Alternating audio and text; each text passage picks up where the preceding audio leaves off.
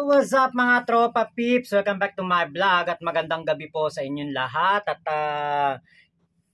agagaling ko lang po sa labas, kakauwi ko lang, kaka-shower ko lang medyo sabi ko hindi ko pwedeng palampasin etong nangyari sa Tricom na kung saan etong si Joey Cruz o Joey De Bebereo kung ano man ang tawag sa OGAG na yan.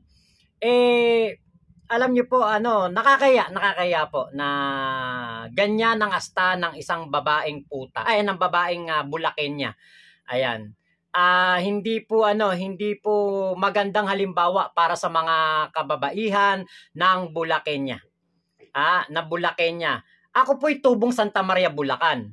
Laking Santa Maria, Bulacan. Doon ako pinanganak sa Mateo Diagnostic Hospital. Diyan ako nag-aral, diyan ako nag-high school, elementary high school.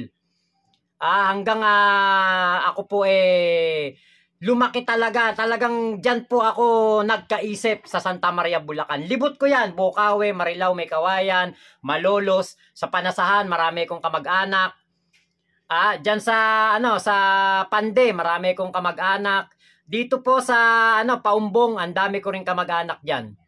Hanggang San Jose del Monte, Muson, hanggang Garay, Angat. Naku, kalat na kalat po ang aming pamilya. Kalat na kalat po ang aming kamag-anak diyan.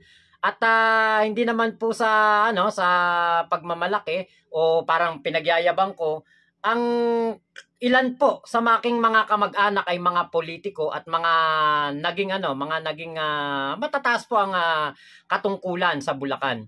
Hindi ko na lang po babanggitin ang kanilang mga pangalan para hindi po madrag ang kanilang pangalan dito sa aking vlog. Ngayon, wala po akong kamag-anak na babae, na kapag meron siyang hawak na pera o meron siyang hawak na gamit, ay sasabihin niya na nabili ko to dahil sa aking pinagputahan.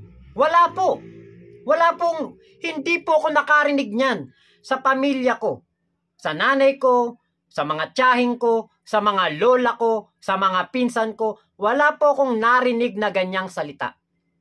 Alam niyo, medyo nagulat ako sa mga sinabi ni Joey Cruz o Joey Bibire. Nagulat po ako na sabi niya, I can speak for my people. Putang ina! Kailan ka pa naging representative ng Santa Maria, Bulacan? Kailan ka pa naging representative ng Paumbong, ng Malolos, ng Bukawe, May Kawayan, San Jose del Monte, Bustos, San Rafael, San Miguel, Baliwag? Kailan pa? Kailan pa? Kasi wala akong matandaan na ang ating gobernador sa Bulacan ay nagsalita na, yung pinagputahan ko, ibibigay ko na lang sa taong bayan. Hindi ko nadinig ang aming butihing congressman, Ador Pleito sa Santa Maria, na sinabi niya, sa mga constituents ko sa Santa Maria, eto ang aking ibibigay sa inyo, galing sa pinagputahan ko. Wala pong ganun. Wala pong ganun. Kaya sabi ko, hindi ko pwedeng palampasin to. Nasa biyahe kasi ako kanina, kaya hindi po ako nakapag-vlog Pero nakikinig ako. Yung time na kinakausap si Pebbles, ni Congressman Acop, kay Benny Abante, at dito kay Joey Bibire, nakikinig ako. Kaya sabi ko, nagpupuyos yung aking damdamin na dinadrag ng isang fake news peddler na ito ang kanyang pagiging Bulakenyo, na parang proud na proud pa siya at parang sinasabi niya na siya ang kumakatawan sa mga Bulakenyo. Nakakahiya ka. Nakakadiri ka. Kung ikaw lamang ang magiging salamin ng isang Bulakenyo diyan sa Tricom, nakakasuka ka. Baka nga puta ka talaga. Kasi sabi mo, pinagputahan. Sanay ka sa salitang puta. Bakit? Puta ka ba dati? Eto po alam ko meron pong nangyayaring ganyan. Noong mga ako'y high school, dyan sa Bukawi, Balagtas, dati meron din dyan, Marilao, May Kawayan. Meron po dati dyan. Meron po talagang mga ganyan. Mga naka-display sila sa gilid ng kalsada, mga naka-makeup sila, gabi-gabi, nakaupo sila sa mga upuan dyan, may mga para aquarium, mamimili ka. Meron ako mga nakikitang ganyan, nababalitaan ko. At nung ako po naging adult na, meron nga dyan yung tinatawag, LBC. Alam to ng mga taga Bulacan, alam nila, LBC, Mindanao. Meron pa dyan yung, nakalimutan ko, JAR. Meron dyan yung, pink, ano ba yun? Meron pa dyan yung Petals sa may SM Marilao. Ewan ko lang kung meron pa yan. Meron po dyan na mga tinatawag na babaeng mababa ang lipad. Pero, mga taga-ibang lugar po. At karamihan, hindi po Bulakenyo. Hindi po taga Bulacan. Kaya nagtataka ako dito kay Joey Bibiray na ang salita niya sa pinagtrabahuhan ng mga Bulakenyo at ng Bulakenya ay pinagputahan. Ikaw ba'y may karanasan sa pagpuputa? Alam nating lahat na napakasama po ng salita na yan. Ang salitang puta, ay alam natin na ikaw ay binabayaran para makipagnihig sa isang taong hindi mo kilala, hindi mo mahal. Wala kang relasyon. Ganyan po ang salita. Yung salita na yan. Kaya nagtataka ako, sabi ko, paano na-explain, paano na i-segue netong si Joey de Bibiray, ang salitang yon pinagputahan o puta sa mga Bulakenyo. Abay, dapat itong ideklarang persona non grata ng Bulacan. Governor Fernando, Diyos ko. Daniel Fernando, ang pamilya ko po ay sumusuporta rin po sa inyo. Ang pamilya ko po ay sumuporta po sa inyo. Baka nga kilala nyo, hindi may tatanggi, tingin ko kilala nyo po mga kamag-anak ko. Pero ito pong babaeng to, masyado pong pinapababa ang kalidad ng buhay ng mga Bulakenyo. Abay, baka maisip na po ngayon ng ating mga kababayan all over the Philippines na ang mga Bulakenyo ay puta. Ang mga babaeng Bulakenya ay puta. Dahil po sa kanya. Panoorin po ninyo itong video ni Joey de Bibiray at ni Congressman Benny Abante para po maliwanagan kayo sa aking pinupunto. You dismissed them and said something along the lines of what? Sabi mo, para kayong mga bata, tangiya nyo. Hindi ko nga masabi. Yan ang pag pinapasweldo kayo ng sambayanang Pilipino, pinagputahan ng mga tao, including ng mga vloggers, sagutin nyo mga tanong. Do you confirm this statement? Yes, Mr. Chair. Why did you say that? Because in any rants or bashing or issues I raised in my Facebook, I never really got a response. So pakiklaro mo nga yung sinabi mong pinagputahan ng mga tao. Will you please make it clear to us, anong ibig sabihin nun? Hindi ko alam ibig sabihin nun Yes, I will explain, Mr. Chair. Yes, please. Pinagputahan ng mga tao means pinagtrabahuhan ng manggagawang Pilipino ang nagpapatakbo ng bayang ito, ng kongresong ito. So therefore, the public officials should listen when there is a grievance being raised, petition being submitted by the people, especially when they are expressing dismay or standards not being met. Pinagputahan ng tao means pinagtrabahuhan ng matindi ng mga tao. Mr. Chair, yung mga taong nagtrabaho, tinatawag mong PUTA. No, Mr. Chair. Ayun ang...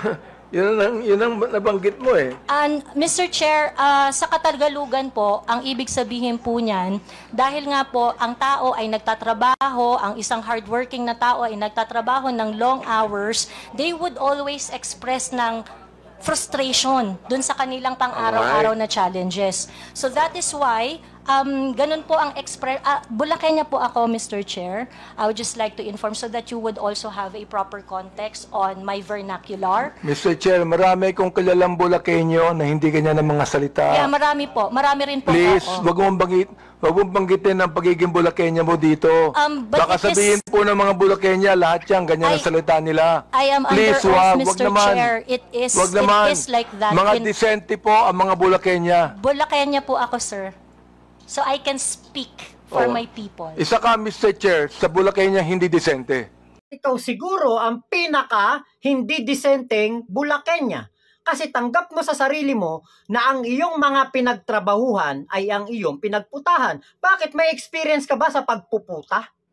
Kaya alam mo yung salitang puta, kung ano ang pinagputahan ng tao. Parang nakakapagtaka. Ang grievances mo, ang dismay mo, frustrations mo, ang gagawin mong salita, pinagputahan.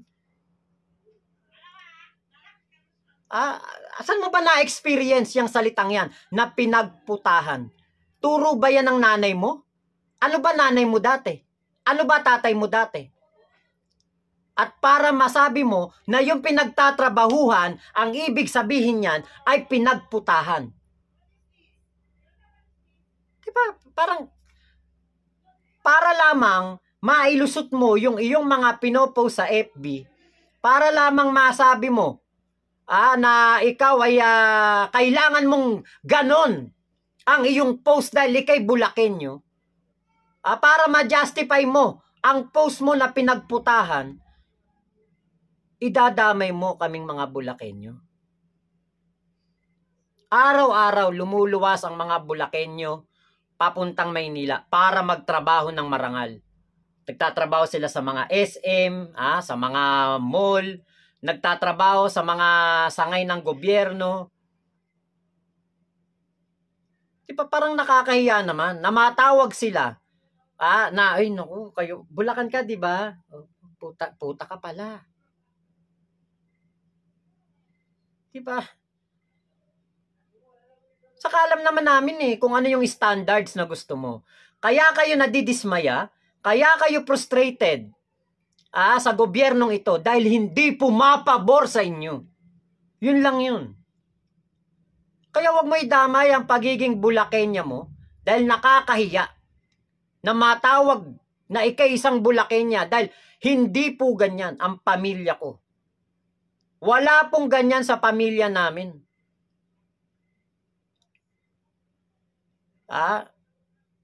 Wala pong puta.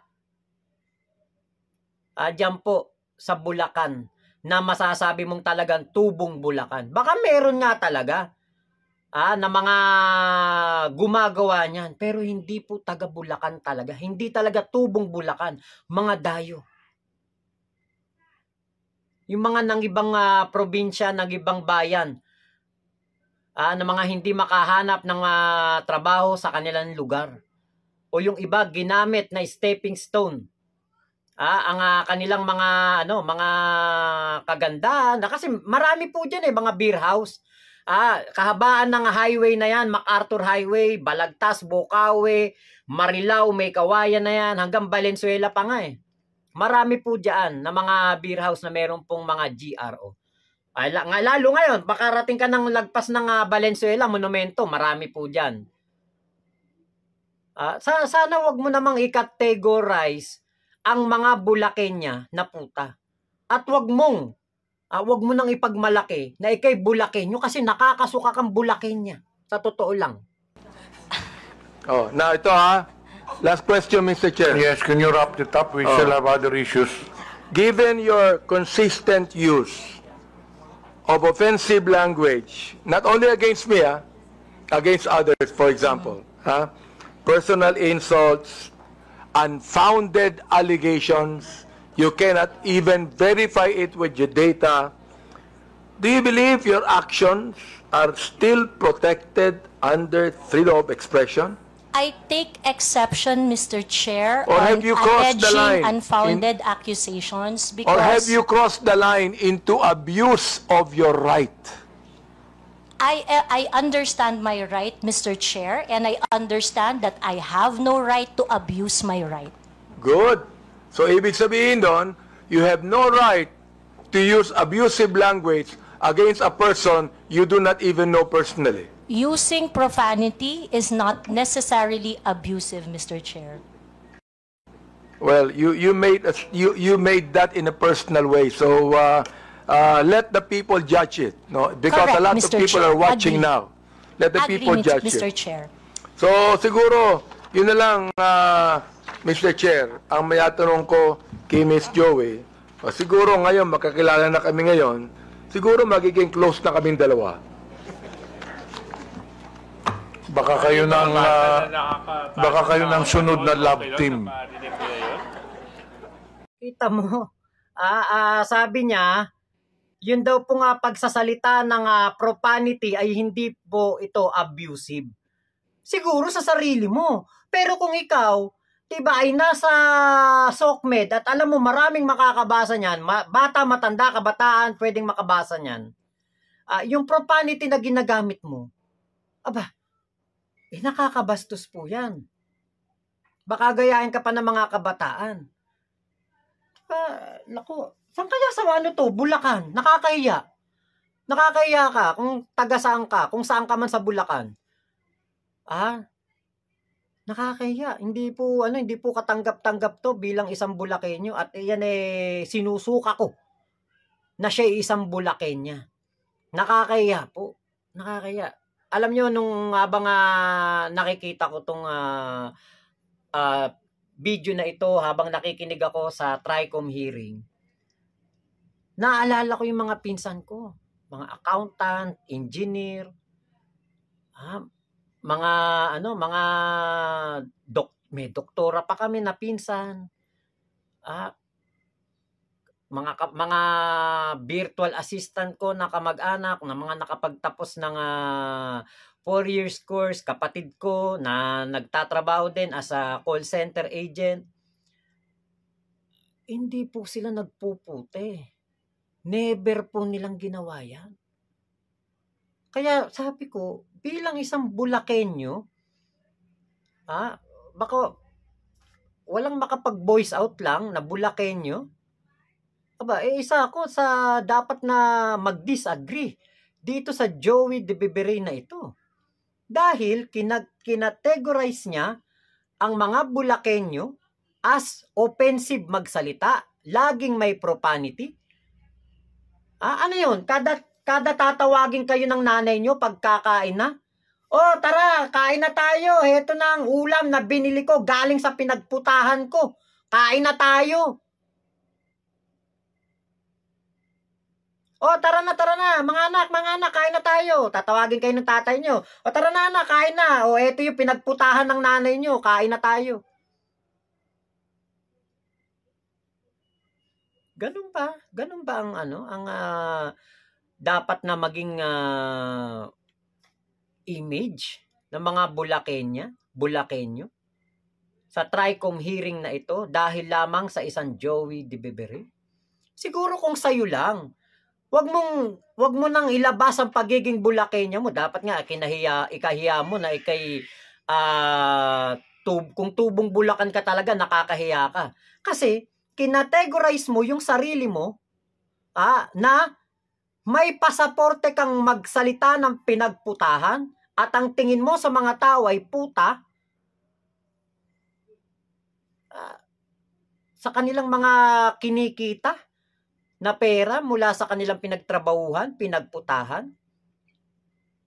Diba? Hindi mo dapat yan pinagmamalaki, hindi mo yan dapat pinagngangalandakan.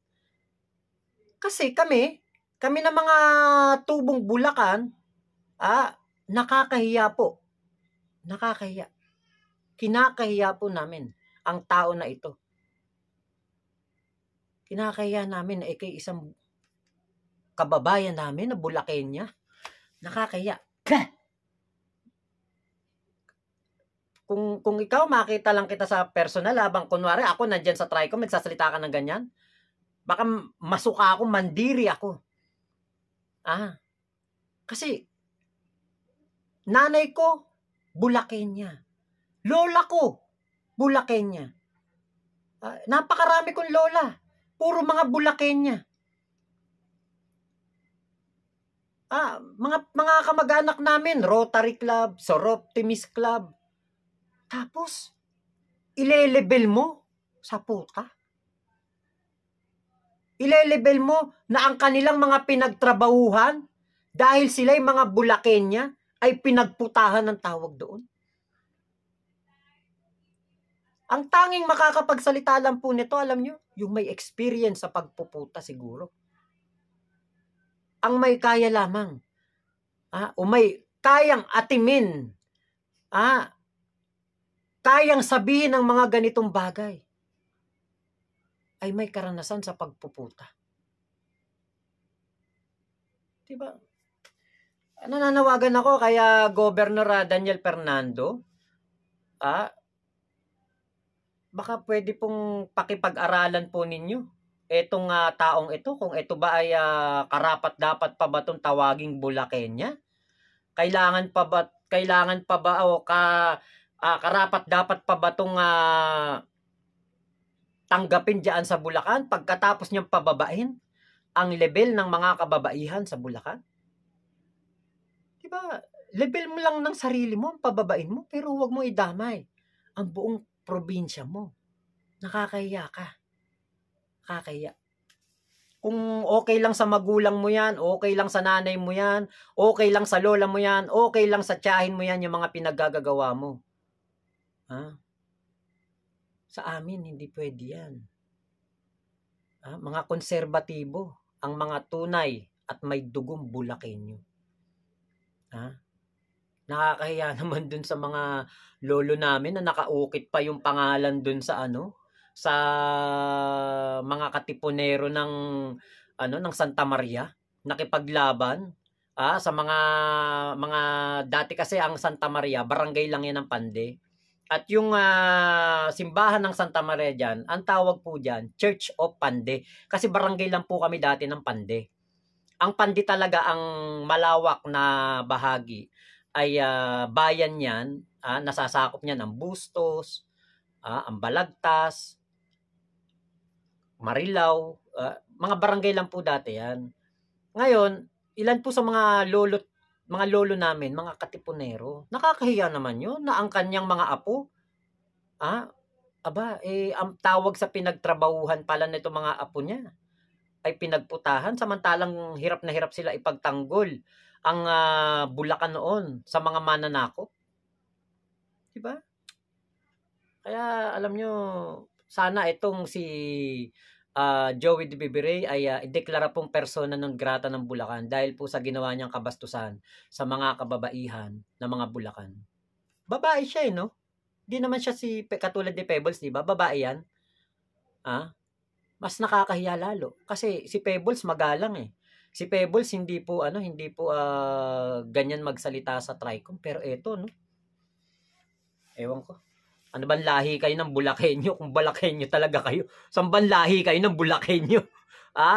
Wala ako, sampid lang to sa Bulacan eh. So yun lamang po, maraming salamat sa pagsama nyo dito sa vlog ko na ito. At gusto ko lang po talagang ilabas ang aking saloobin dito sa dyan sa